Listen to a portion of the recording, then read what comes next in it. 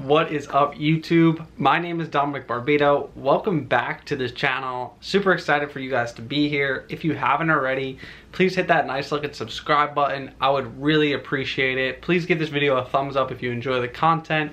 And without further ado, let's jump right into this book review on the book The Everything Store, Jeff Bezos and the Age of Amazon by Brad Stone.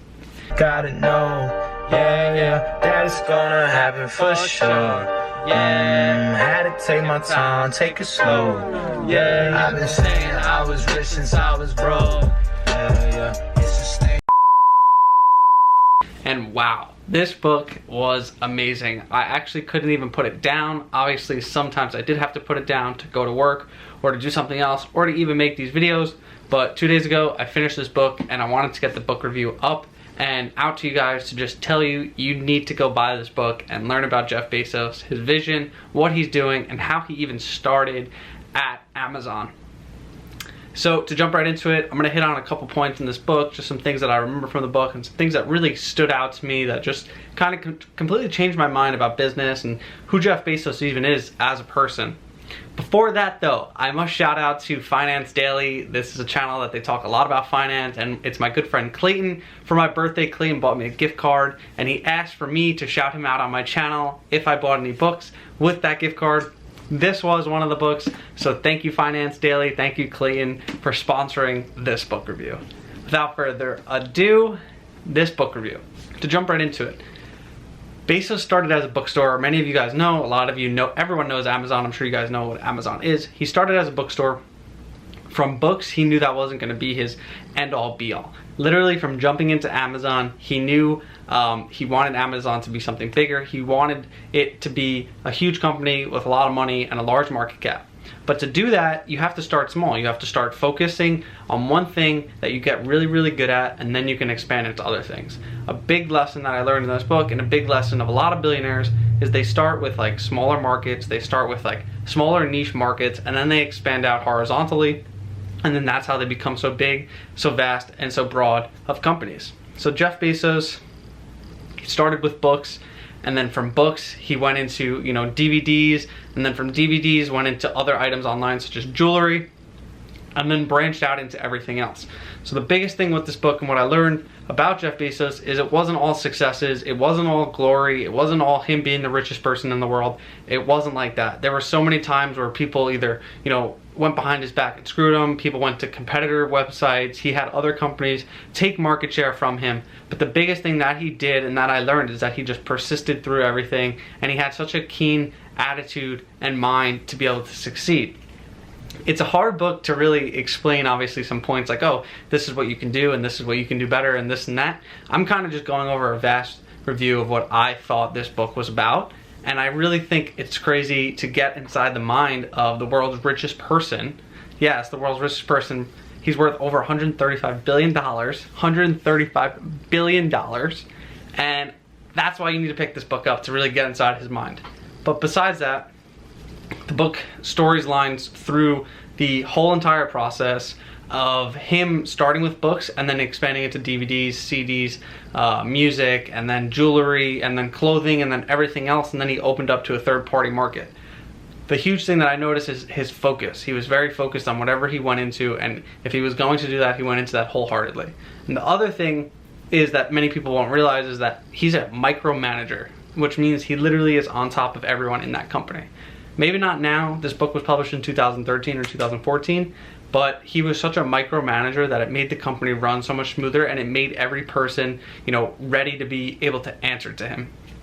Another big thing, he kept the culture, even when they were at like 10,000 employees, he kept the culture like a startup. He kept it very fluid, he kept it very easy to be able to pitch your ideas and talk about your ideas. He always kept it like a startup, but they were still a huge, huge company. So it was like a really mixed environment there, but he kept it super startup-y, so people had the willingness to be creative and to be able to push their own vision through the company, and that is what keeps Amazon ahead of everyone else.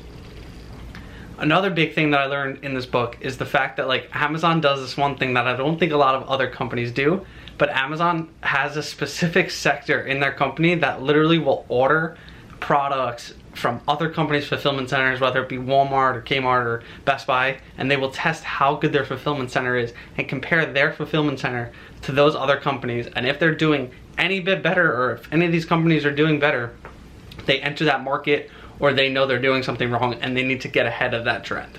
So a big thing that they realized, I guess this was back in like 2007, 2008 maybe, diapers.com, they weren't selling diapers at that time, but they did see that there was a huge market happening, and diapers.com was offering free overnight shipping to all the moms that needed diapers, because they hit a really good market where moms didn't want to go with crying babies to go buy diapers. So they started this website. It grew to 800 million within 5 years, and Jeff Bezos got ahead of that, started selling diapers for cheaper, gave an awesome promo to moms, and you know, the moms out there, and did even quicker shipping than them, I believe, or it was the same shipping but just made it cheaper. Hit into them, so it hit into diapers.com, and by going after diapers.com directly, he was able to literally buy the company for half of the actual value. The guy is very ferocious, and he was, you know, he's focused on his vision, and that was his thing. He didn't care who got in his way. He was getting his vision no matter what, and he was going to push you out of his way. It's a huge thing about him, which is he's very similar to Steve Jobs, and they compare him to Steve Jobs sometimes, is that he's very into himself, or not even selfish, but into his vision, and he knows what he wants, and he won't do anything to, you know, let you stop him to get there. The big thing with Amazon and this book is just, you get inside Jeff Bezos' head, you get inside the everything store, you see that it wasn't always an everything store, but that was his vision from the beginning. He wanted Amazon to sell everything, and as you can see now in 2018, Amazon does sell everything. Amazon has Amazon FBA, where you can even make money selling things. I may do another video on that soon. And Amazon literally has become such a large company where they're literally in our houses with Amazon Alexa, in our houses with Amazon Echo. They came out with the Kindle. Amazon was the company who frontiered the Kindle ebook business. I have many books on ebook, on the Kindle publishing, you know, directory, and it's super simple, and Amazon created all these platforms for people to be able to use their site as such a hub to even make money. Amazon is literally taking over the world. Amazon is doing amazing, extraordinary things, and I think Jeff Bezos is even more extraordinary of a person, and he literally is never going to stop until he gets what he wants. His vision was never really about this everything store. His huge passion is about going into space. He's always wanted to go into space at a younger age, and he literally started Blue Origin, which they're frontiering to go into space by 2020. So it's super exciting to see what these leaders think about and what they're passionate about, and you know, how we can learn from them, take what they know and just render it backwards, and just try to figure out how can we be like them, or how can we, you know, take those steps to become successful. And I think a huge part of it is growing up and being a genius, because he was a genius since a young age. But another thing is, you just have to realize you have to persist, you have to have hard work, you can't stop, and it took at least 20 years for Amazon to be profitable. They were in it for the long term, and that's a big thing that's wrong with this generation. We want instant gratification, and we want things now, but you have to give up the instant gratification now for a better future. If you're not giving up stuff today, you're not gonna have a better future. Give up what you want today for a better future tomorrow. I hope you enjoyed this little book review. Obviously, it's very hard to talk about a biography, but I hope you understand that you should pick up this book. You should get inside the head of Jeff Bezos and the everything store. Get an understanding of what Amazon is doing. Invest in their stock if you want to. I actually don't recommend that. Their stock is very high right now. But do what you have to do. Work hard, persist, and you could be the next Jeff Bezos. I have faith in you. I hope you guys enjoy this book review. Super simple on Jeff Bezos. My name is Dominick Barbato. I would really appreciate Don't chase the money.